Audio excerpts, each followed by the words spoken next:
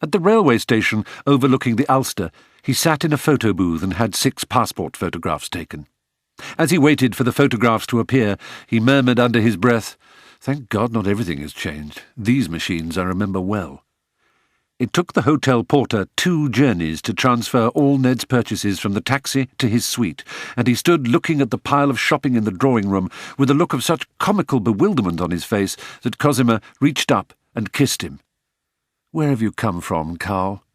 "You mustn't call me Carl," said Ned. "Here I am Paul Kretschmer." "You've come from another planet. From heaven, perhaps." "From heaven?" Ned smiled.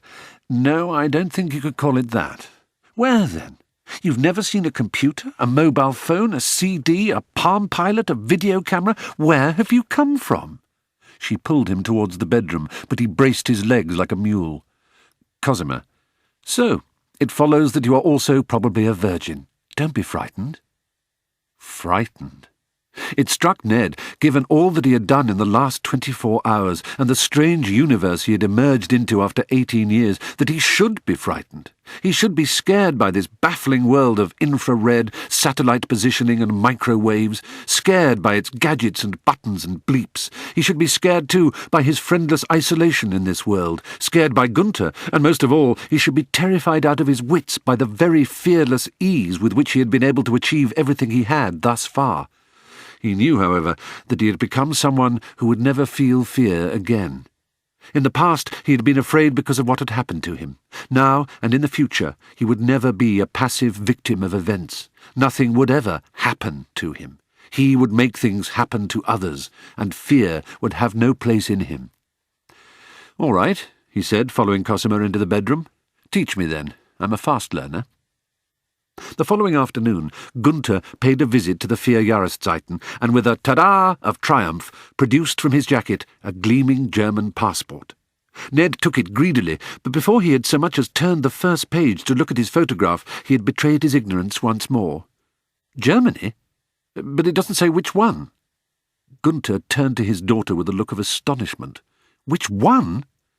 "There is only one Germany," said Cosima, "since '89. Don't tell me you didn't know that." "Ah, yes, of course," Ned smiled. I forgot for a moment." "Forgot?" Gunther stared at him in disbelief.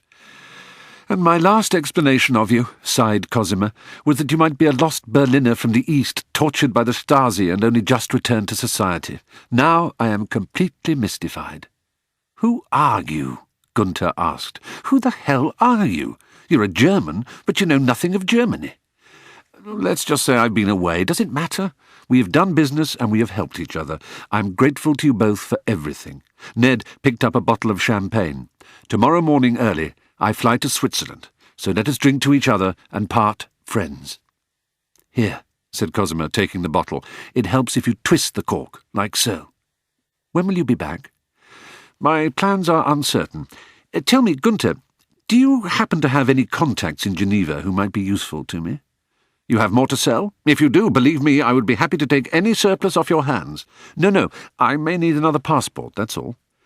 "You should see my friend Nicky," said Gunther, scribbling a number on a card. "He's a Russian, but nothing happens in Geneva without his permission." "Thank you." Ned took the card and handed Gunther a glass. "Prost." "Prost." Cosima was inclined to be tearful as she left with her father. "I will never see you again," she sniffed, clinging to Ned's jacket. "Nonsense! You have been a wonderful friend to me. Of course we shall see each other again. I do not forget friends. I will call for you one day." "Come, my dear," said Gunther from the doorway. "Goodbye, Carl, Paul, whatever your name is. If you do happen across another consignment, you will be the first to know," Ned assured him. He closed the door and leaned against it.